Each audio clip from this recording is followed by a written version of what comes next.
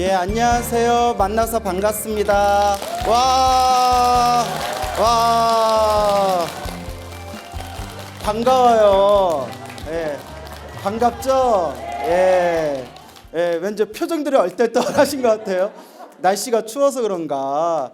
여러분, 소중한 나 무한행보 소나무 시간입니다. 만나서 반갑습니다. 예. 제가 며칠 전부터 잠을 못 잤어요. 파괴사 오는 것 때문에. 제가 파괴사를 굉장히 좋아합니다. 우리 오버하신다. 예, 우리 한국 불교를 대표하는 천년고찰 중에 하나고, 그렇죠?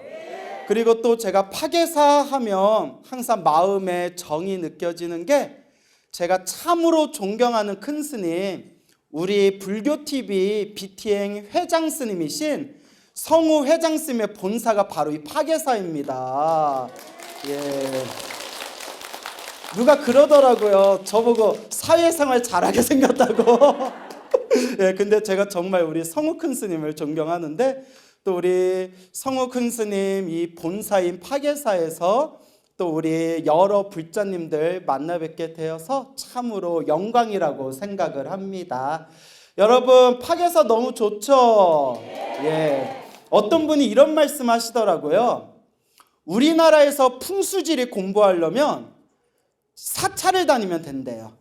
옛날 옛적 우리 눈 밝으신 큰 스님들이 우리나라에서 제일 좋은 자리, 우리나라 최고의 명당터에다가 지어놓은 게 바로 이 사찰이래요. 그래서 파괴사도 옛적부터 어른 스님들께 이 파괴사가 굉장히 기운이 강하고 아주 좋은 자리다라는 그런 말씀을 많이 들었습니다. 여러분, 파괴사가 무슨 뜻인지 아시죠? 이 파괴라는 뜻 자체가 잡을 파, 시내에게 물줄기를 잡는다라는 뜻이에요. 요새 별 이상한 사람들이 그 강아지가 풀 뜯어먹고 방귀 뀌는 소리를 하고 있어요.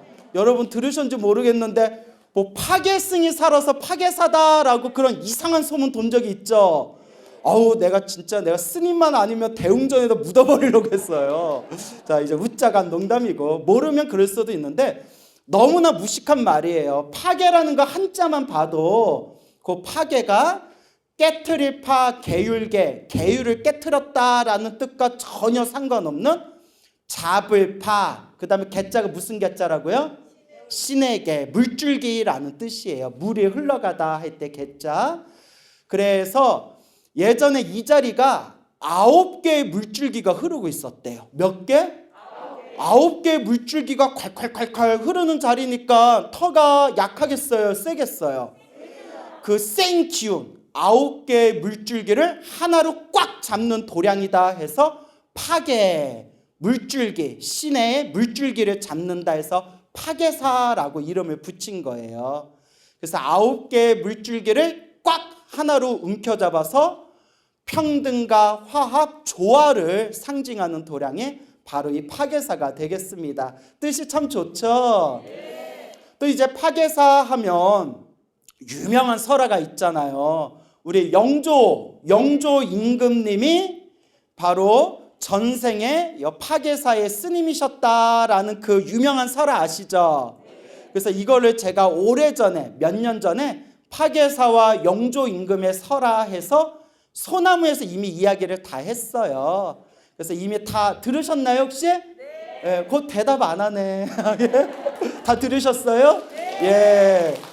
그래서 여기서 뭐 또 똑같은 이야기할 필요는 없잖아요.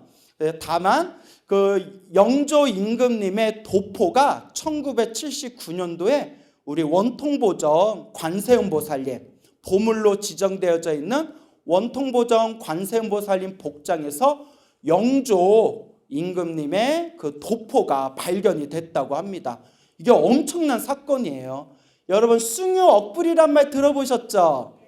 불교가 억압받던 시절에 그 한가운데 속에서 임금님의 도포를 관세음보살님, 우리 볼보살님 배 안에다 복장불사할 때 임금님의 도포를 모셨다는 것 자체가 엄청난 그런 조선 불교계에서는 크나큰 어떤 충격적이라고 할 만큼 큰 사건이었습니다.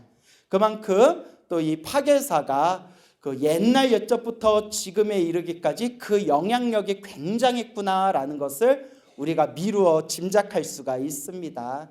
그래서 이렇게 좋은 도량, 이렇게 뜻깊은 도량에서 신행생활을 할 수 있는 우리 불자님들은 참 뭐가 많구나? 복이 많구나라는 걸 마음에 되새기셔야 돼요. 제가 늘 얘기했지만 뭐 박수치라고 교육받으셨어요? 굉장히 박수 리액션이 후하세요. 예, 그래서 그래요? 예. 그래서 우리가 이 부처님의 아름다운 도량에서, 좋은 도량에서 부처님의 가르침을 공부할 수 있는 것은 정말 큰 복이다라는 걸 마음에 되새겨야 됩니다. 그래서 제가 부처님의 가르침을 공부할 때 가장 좋아하는 그런 구절 중에 하나가 사람으로 태어나기 어렵고 무엇을 만나기 어렵다? 부처님 법, 불법을 만나기 어렵다. 부처님 가르침 만나기 참 어렵구나 라는 말씀을 정말 좋아합니다. 그게 제가 공부하다 보면, 수행하다 보면 마음에 그 진동이 느껴져요. 그 감동이 자르르 하고 느껴져요. 아, 정말 사람으로 태어나기 어렵고 사람으로 태어나도 부처님의 법을 만나서 부처님 법에 믿음을 내기가 어려운데 내가 과거 전생에 어떤 복을 많이 지어서 이렇게 이번 생에 사람으로 태어나 이 소중한 부처님 법을 만났을까? 정말 마음으로 정말 이 큰 감동과 진동을 느낄 때가 있습니다. 그래서 여러분들도 그런 감동과 진동을 느낄 때 있나요? 목소리가 안 느껴져요? 느껴지시죠? 야, 분위기 갑자기 다운된다. 야, 다 느껴지리라 생각이 됩니다. 그래서 우리가 부처님의 가르침을 공부하고 부처님의 가르침을 만나서 수행하는 데 있어서 가장 중요한 게 그 첫걸음이 바로 기도입니다. 무엇라고요? 기도. 오늘 최강 한파라고 뉴스에 나왔어요. 그렇죠? 그래서 이렇게 추운 날에 오늘 불자님들 많이 못 오시겠구나 생각했는데 그래도 법당이 이렇게 다 찰 정도로 많은 불자님들이 오셨어요. 저 보려고 오셨어요? 사회생활 잘하시네. 근데 이제 초하루라 오신 거죠. 그렇죠? 다들 이제 초하루라 오셨는데 어제 동지 팥죽 맛있게 드셨어요? 팥죽 맛있게 드셨어요? 전 팥죽 싫어해요. 저는 호박죽을 좋아하는데 알고 계시네요. 자, 그런데 이제 어제 동지 팥죽도 맛있게 드셨을 거고 또 오늘 초하루라서 이렇게 많은 불자님들이 또 이 추위 속에서 부처님 앞에서 기도하고자 이 자리에 모였습니다. 그래서 이렇게 우리 불심 깊은 불자님들을 볼 때마다 참으로 성근이다. 참으로 성근이다 라는 게 느껴져요. 성근이란 말 들어보셨죠? 착할 선, 뿌리 근, 착한 뿌리. 과거 전생에서부터 이 착한 뿌리가 깊게 뿌리가 내려져야 우리가 이번 생에 이렇게 부처님의 가르침을 만나 불심을 크게 키울 수가 있는 겁니다. 우리 한국 불교가 언젠가부터 초하루 하면 보통 초하루 기도하면 3일을 기도해요. 그렇죠? 파괴사도 그렇게 하나요? 초하루, 초이틀, 초3일. 그래서 흔히 우리가 그냥 초3일 기도라고 부르죠. 초3일 기도 때 우리 한국 불교가 보편적으로 무슨 불공을 많이 올리죠? 신중불공, 신중헌공을 올립니다. 그래서 우리가 소위 신중기도라고 하는데요. 이 신중기도를 통해 가지고 우리 수많은 하늘에 있는 호법선신, 법을 보호하는 착한 신들이 부처님 앞에서 맹세하기를 거룩하신 세존이시여 이 사바세계 부처님 법을 믿고 부처님 가르침을 잘 믿는 불자들을 저희들이 보호하고 지켜주겠습니다. 옹호하겠습니다. 라고 그 하늘의 착한 신들이 다들 맹세를 하고 이와 같이 불자들을 저희들이 보호하겠습니다. 라고 했던 그 착한 신들의 모임을 신중이라고 부르는 거예요. 한 분 한 분의 그 착한 신들을 신장이라고 부르고요. 뭐라고 부르고요? 신장. 그러니까 장군 잔자야. 우리를 지켜주는 신들의 장군, 신. 하늘신 장군들, 그분들의 신장이라고 하고, 그 신장들의 모임을 뭐라고 한다? 신중이라고 하는 거예요. 그래서 우리가 매달 이제 음력으로 첫째 날이 되었을 때 이 한 달 동안 우리 불자들을 보호하고 지켜주십시오. 우리 부처님 법을 잘 지켜주십시오. 라는 마음으로 우리가 매월 초하루 때마다 신중기도를 올리는 거고, 또 우리가 새해가 시작되는 정초기도 때에도 무슨 불공을 올리죠? 신중불공, 신중헌공을 올리게 되는 거죠. 그래서 어떤 분이 그런 얘기를 해요. 스님, 정말 신중이란 게 있습니까? 정말 신장이라는 게 있습니까? 아니, 나야 모르죠. 내가 봤나? 하지만 부처님은 있다고 하셨다, 없다고 하셨다? 분명히 경전서에 있다고 하셨습니다. 사천왕에 대해서 설하셨고, 불자들을 도와주는 제석천에 대해서 설하셨고, 그 위에 수많은 하늘세계 신들에 대해서 설하셨고, 그 수많은 하늘세계 신들이 부처님의 법을 보호하고 불자들을 보호하겠다, 다들 서원을 세웠다라는 내용들이 경전에 나옵니다. 그래서 여러분 화엄경 야창계 읽어보셨죠? 거기에 무슨 신 무슨 신 무슨 신 무슨 신하고 쫙 나오죠? 그게 우리 불자들을 보호하고 우리 불자들을 지켜주는 신들의 세계예요. 그래서 이거는 체험으로 알 수 있는 세계예요. 무엇으로 알 수 있는 세계? 체험으로 알 수 있는 세계입니다.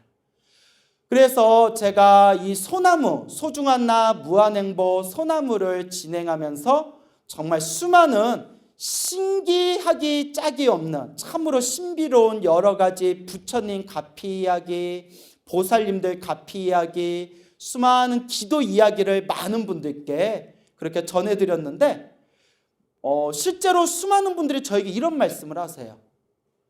스님, 소나무에 나오는 그 신비한 이야기들을 믿습니다. 100% 믿습니다. 왜 믿냐? 누가 경험했기 때문에? 내가 경험했기 때문에.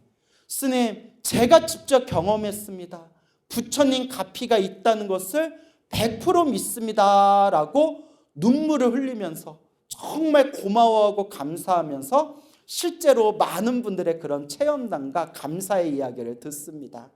그래서 이러한 부처님의 가피, 수많은 불보살님의 영험, 이러한 호법신장, 신중들의 이 신비한 에너지는 체험해 본 사람들이 알아요. 어느 불자님께 직접 들은 이야기예요. 어느 보살님이 계셨는데 이 보살님께서 평소에 기도를 굉장히 많이 하셨다고 합니다. 그래서 시간이 날 때마다 항상 절에 다니고 기도를 많이 하셨는데 어느 날이었대요. 이 보살님께서 횡단보도를 건너시다가 이렇게 좀 차 다니는 차가 드문 횡단보도를 이렇게 건너시다가 앞에 차가 이렇게 오는데 멈출 줄 알았는데 차가 딴짓을 하고 있었나 봐요. 오다가 갑자기 띡 브레이크를 밟더니 몸을 텅 하고 쳤대요. 요 보살님의 몸에 텅 하고 쳤는데 몸이 허공으로 날아가면서 딱 무슨 생각이 들었을까요? 관세음보살. 다들 경험 있으신가 봐요? 예? 사람이 평소에 기도를 많이 하면 위급할 때 생각나는 게 뭐밖에 없어요? 부처님밖에 없어요. 그러니까 여러분들이 기도를 평소에 많이 하신 분들은 꿈에서 막 귀신이 나오거나 나쁜 꿈을 꾸며 꿈속에서도 자기도 모르게 뭐라고 외쳐요? 관세음보살, 지장보살 그러잖아요. 예? 여러분들 중에 꿈을 꿨는데 꿈에서 귀신이 나타나거나 나쁜 꿈을 꿨을 때 관세음보살, 지장보살이 안 나오고 예라이 된장 막 이런 욕이 나오면 아직 수행이 부족한 거예요. 꿈에서도 염불하고 계세요? 아유, 아닌 것 같은데. 자, 그래서 텅 하고 이제 몸이 부딪혀서 관세음보살 하고 바닥에 떨어지는데, 바닥에 떨어지는 그 순간에 사람이 시멘트에 딱 떨어지면 충격이 엄청나잖아요. 그분이 진짜 해주신 얘기인데, 이불같이 포근한 무언가가 자기를 싹 감싸주더래요. 이불같이 포근한 무언가가 자기를 싹 감싸주면서 시멘트 바닥 위에 떵 하고 떨어졌는데 충격이 있더라 없더라? 아무 충격이 없더래요. 그분이 생생하게 경험하신 거예요. 떨어지는 그 순간에 포근한 이불 같은 게 자기를 싹 감싸주면서 떨어질 때 큰 충격이 없이 싹 쓰러졌는데 몸이 허공에 떠서 떨어졌는데도요. 그래서 부랴부랴 운전자가 걱정이 돼서 병원에 갔는데 병원에서도 크게 별 이상이 없더라. 참 이런 것들을 경험하면서 보이지 않는 그런 어떤 부처님의 가피, 보이지 않지만 무언가 신장님들이 나를 이렇게 보호해 주셨나 보구나라는 것을 확연하게 느끼게 되었다고 합니다. 참 이런 것들을 우리가 실제로 체험해야 알 수 있는 세계다. 그래서 정말 기도를 많이 하고 정말 수행을 많이 하신 분들이 체험할 수 있는 이 묘한 세계가 있습니다. 근데 이 가피라는 것은 세 가지 가피가 있어요. 몇 가지 가피? 세 가지 가피. 첫째가 현정가피라고 있어요. 무슨 가피? 현정가피. 눈앞에서 나타나는 가피예요. 뿅 하고 눈앞에서 나타나는 가피. 두 번째가 몽중가피. 꿈에서 받는 가피예요. 세 번째가 명훈가피. 그림자와 같이 따라다니면서 은은하게 받는 가피예요. 현정가피. 눈앞에서 받는 가피. 아까처럼 교통사고를 당했는데 몸이 허공에서 바닥에 떨어졌을 때 생생하게 무언가 따뜻한 이불 같은 게 포근하게 자기를 감싸 안으면서 그렇게 다치지 않은, 크게 몸을 다치지 않은 그런 가피. 눈앞에서 바로 드러난 가피가 바로 무슨 가피다? 현정가피예요. 몽중가피는 꿈에서 받는 가피예요. 어느 불자님이 계셨어요. 이것도 직접 들은 얘기입니다. 이 노보살님이신데 평소에 이렇게 사경을 많이 하셨어요. 사경을 많이 하셨는데 사경을 하다가 젊었을 때 일을 많이 하셔가지고 관절이 좀 안 좋으셨는데 손가락에 류마티스 관절염이라고 하죠. 너무나 손가락하고 관절이 아프더래요. 그래서 사경하면서 마음속으로 부처님, 제가 이거 손가락만 좀 안 아파도, 손가락만 안 아프면 기도 좀 더 많이 할 것 같은데 부처님 이제 요 관절 좀 안 아팠으면 좋겠습니다 라고 속으로 되뇌면서 사경기도 열심히 하셨는데 어느 날 꿈을 꿨대요. 그러니까 몽중가피예요. 꿈에서도 이렇게 사경을 하고 계셨대요. 얼마나 기도를 많이 했으면 꿈에서도 사경을 하고 있어요. 여러분들 꿈 꾸면 뭐 하고 계세요? 어디 클럽 가서 부비부비 하고 계시나요? 자, 그래서 사경을 열심히 꿈에서 사경을 하고 있는데 눈앞에 하얀 옷을 입은 의사가 나타나더니, 하얀 옷 하면 뭔가 떠오르는 게 있죠. 백의관은 하얀 옷을 입은 의사가 나타나더니 주사를 꺼내가지고 주사바늘을 꺼내서 그 노보살님 손가락에다가 주사바늘을 딱 꽂더래요. 아야! 하고 노보살님이 눈을 탁 떴는데 한바탕 꿈인 거예요. 근데 이제 소나무를 많이 들으신 분들은 어떤 결과가 생겼는지 다 아시겠죠? 그 꿈을 꾸고 난 뒤에 하얀 옷을 입으신 의사 선생님이 주사바늘을 꺼내서 손가락에 딱 꽂아주는 꿈을 꾼 뒤에 류마티스 관절염이 흔적도 없이 사라지셨대요. 직접 들은 얘기예요. 그런데 아마도 여러분들이 티를 안 내서 그렇지 여기 앉아 계신 분들 중에서도 이와 같은 가피 받으신 분들이 많으실 거예요. 그렇죠? 그런 걸 체험하면 평생 불자로 살아가게 됩니다. 힘들거나 괴롭거나 내가 의지할 게 뭐밖에 없구나? 부처님밖에 없구나. 그리고 마지막 남은 가피가 무슨 가피죠? 명운가피. 그림자와 같이 은은하게 나를 보호해주는 가피예요. 여러분들 혹시 이런 생각 해본 적 있나요? 혹시 주변에 이런 이야기 들어본 적 있나요? 내가 절에 열심히 다니고 기도도 열심히 했는데 부처님이 나를 안 도와주셔.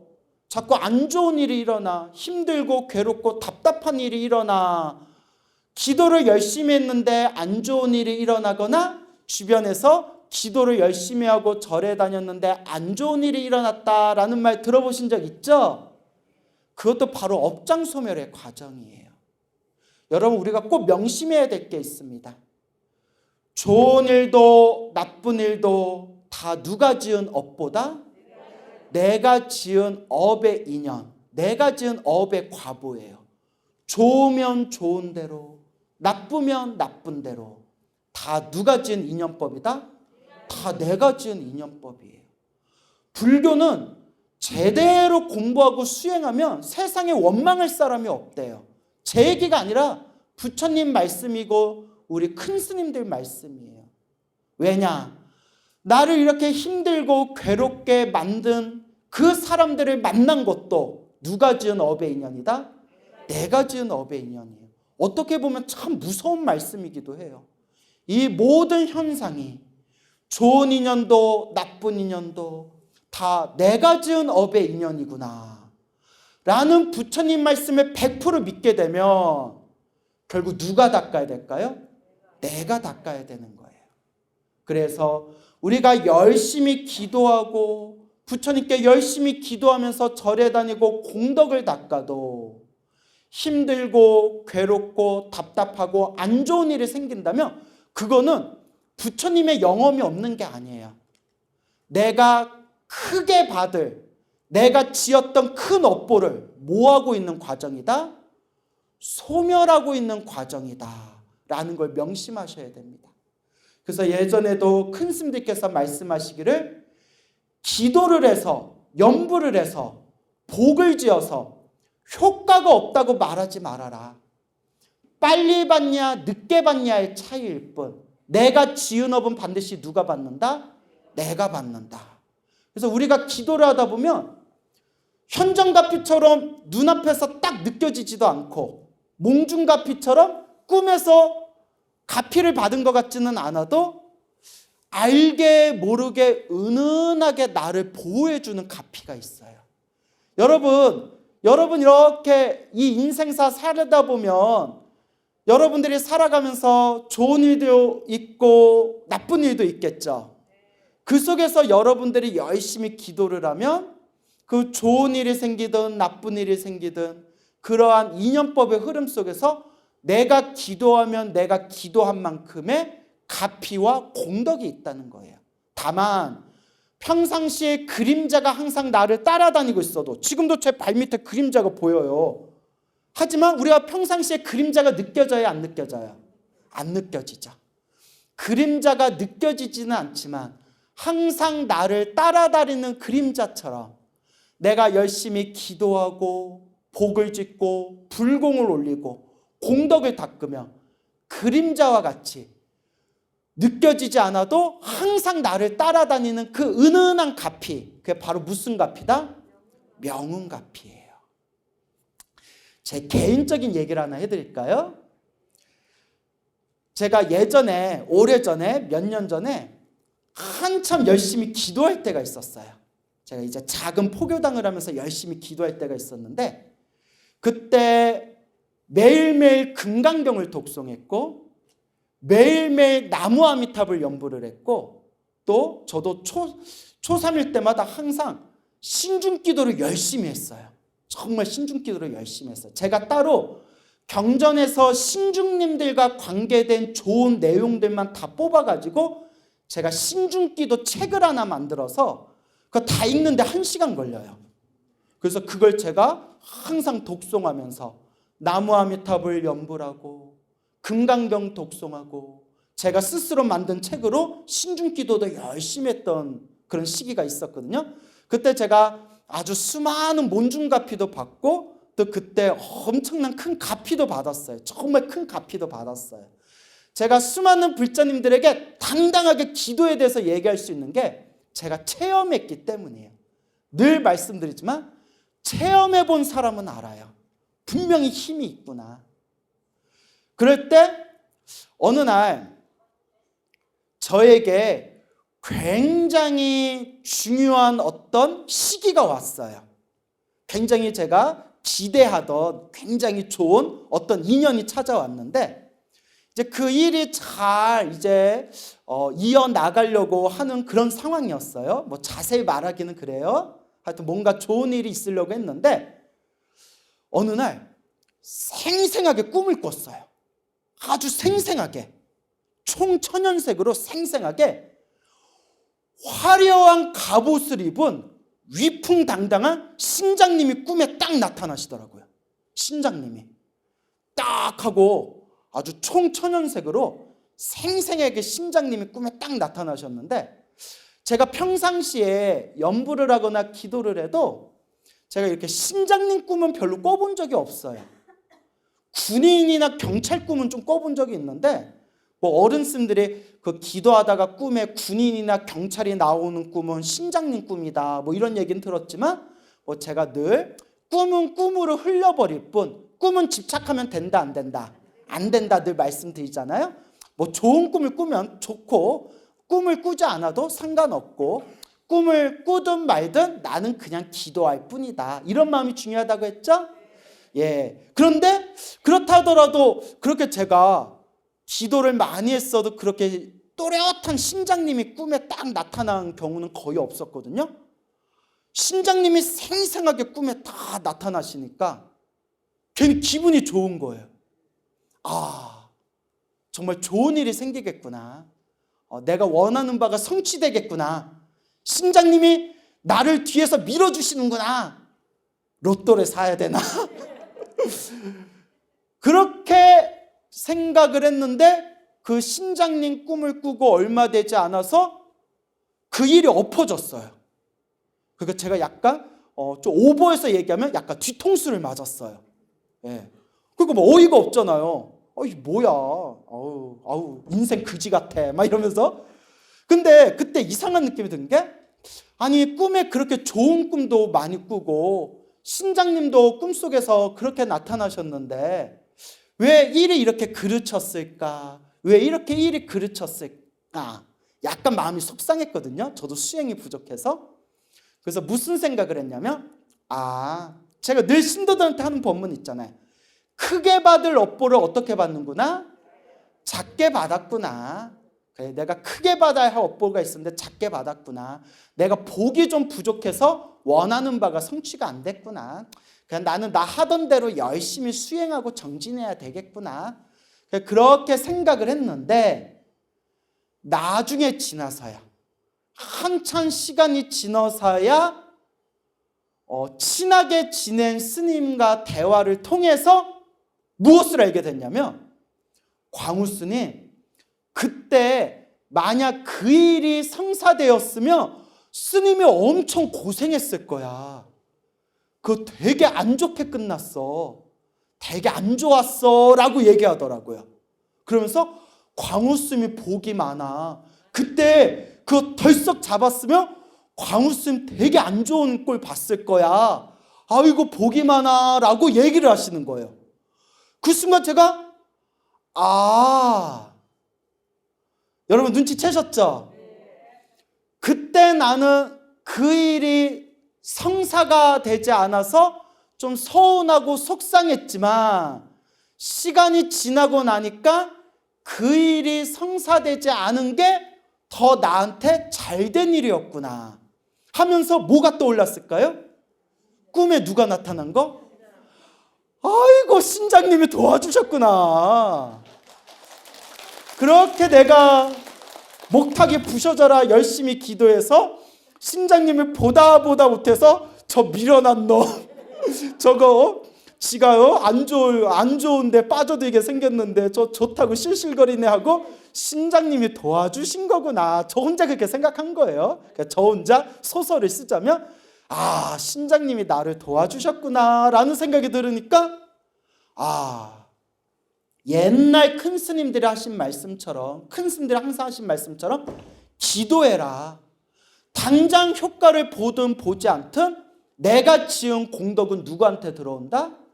나한테 돌아온다라는 말씀이 다시 가슴에 새겨지더라고요. 기도의 힘은 분명히 있습니다.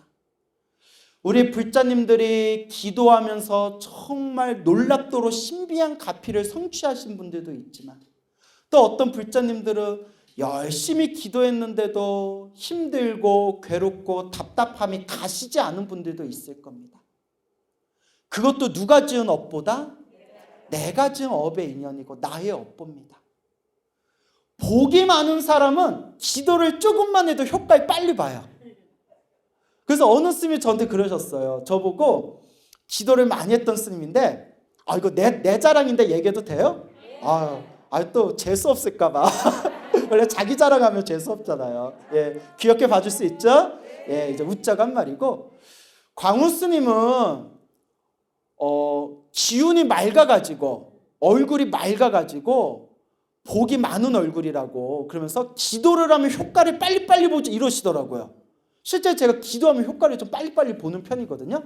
물론 안 되는 건 안 돼요. 로또는 그렇게 기도해도 안 되더라고요.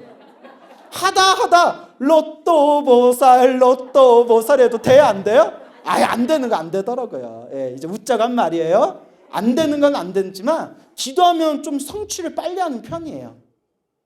그런데 어떤 분은 정말 기도를 많이 하고 많이 해도 효과를 더디게 볼 때가 있어요. 뭐의 차이다? 복의 차이예요. 여러분, 항아리 있죠? 항아리에 물이 가득 차 있으면 물방울이 몇 방울만 떨어져도 어때요? 금방 넘치죠. 근데 항아리가 텅 비어 있으면 물방울이 얼만큼 떨어져야 돼요? 몇 달은 떨어져야 그 항아리에 물이 다 차게 돼요. 이게 우리 중생의 그릇이에요. 전생에 지어놓은 복이 많은 사람은 기도 몇 번만 해도 물방울 몇 번만 떨어져도 복을 금방금방 받아요. 그것도 누구 복이다? 그것도 자기 복이에요. 동감하시죠? 근데 여러분, 냉정하게 정말 복이 없는 사람은 기도를 많이 해도 효과가 아무래도 어떨까요? 더디겠죠. 기도를 해도 효과가 더디면 남는 결론은 뭐밖에 없어요? 더 열심히 해야 된다. 더 열심히 해야 됩니다. 저도 수없이 느껴요. 저도 기도를 많이 해봤잖아요. 안 될 때는 안 돼요. 안 된다고 했을 때 실망할 필요가 없어요. 내가 더 열심히 닦아야 되겠구나. 제가 20대 때 관음 기도를 열심히 한 적이 있었거든요. 20대 초중반 때, 얼마나 그때 순수할 때예요. 한창 관음 기도 열심히 하다가 몇 개월 동안 기도를 때려친 적이 있었어요. 왜냐? 저한테 마장이 왔어요. 뭐냐면 관음 기도를 열심히 했는데 감기 몸살에 걸려서 엄청 아팠어요. 그때 관음 기도 열심히 했을 때 감기 몸살 걸렸을 때 제가 딱 무슨 생각했냐면 관세음 보살 너무하다. 막 속상하더라고요. 내가 이렇게 열심히 기도했는데 무엇을 막아주지 않으셨다? 감기 몸살을 막아주지 않으셨다. 관세음 보살이 나한테 어떻게 이럴 수가 있지? 우리 관계가 이거밖에 안 되나? 기도해봤자 소용없구나. 기도 열심히 해봤자 아플 때는 아프구나 하고 그때 기도 한참 열심히 하다가 기도를 놓아버린 적이 있었어요. 지금 생각하면 어이가 없고 실소가 터져 나오죠. 근데 어렸을 때였어요. 지금은 완전히 제 마음의 견해가 변했어요. 물론 저도 여러분들도 인생사 살아가면서 힘들고 괴롭고 답답한 일이 생기지 않기를 바라겠지만 우리 인생사가 그럴 수가 없잖아요. 그죠? 인생사 살다 보면 어쩔 수 없이 힘들고 괴롭고 답답할 때가 있어요. 오죽하면 부처님도 이 윤회의 삶은 괴로움의 연속이다라고 하셨겠어요.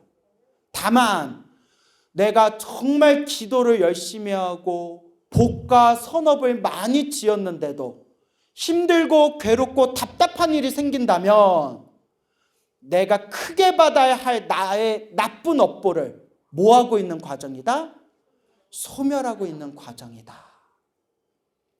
티베트 불교에 유명한 큰 스님이 계셨대요.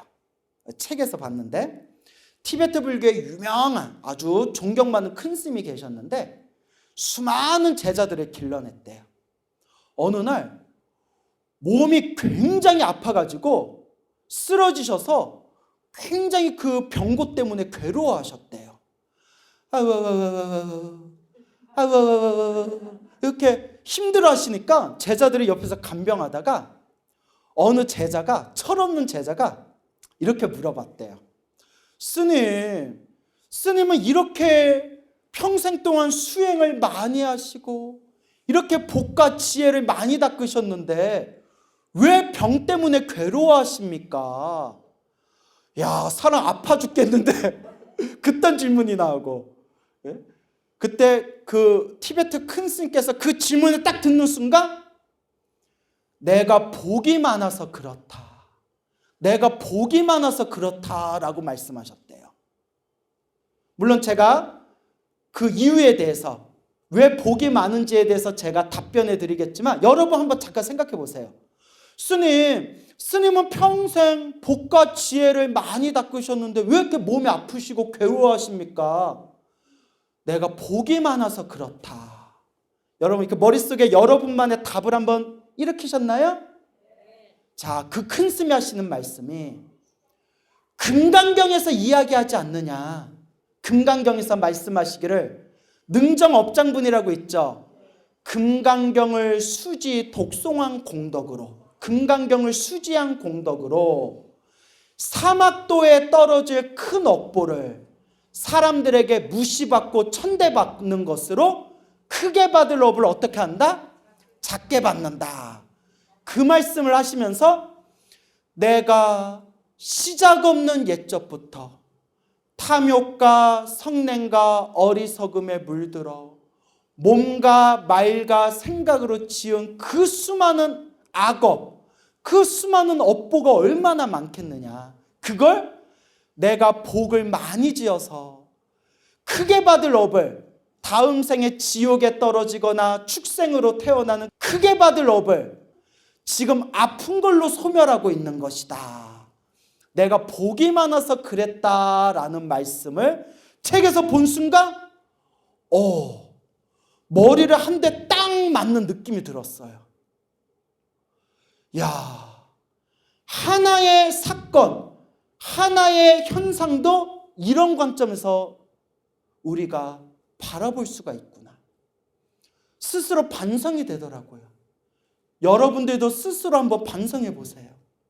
우리가 입으로는 불자라고 하면서, 몸으로는 절에 다닌다고 하면서, 귀로는 부처님 가르침을 공부한다고 하면서, 부처님께 절하고 공부하고 연불하고 불공 올리고 공덕을 닦아 나아가면서 이 일이 잘 풀릴 때에는 불심이 가득하다가 힘들고 괴롭고 원하지 않는 일이 생길 때 부처님 서운해요. 관세음보살님 서운해요. 지장보살님 섭섭해요. 내 불심이 흔들리지는 않았는가. 저는 반성되더라고요.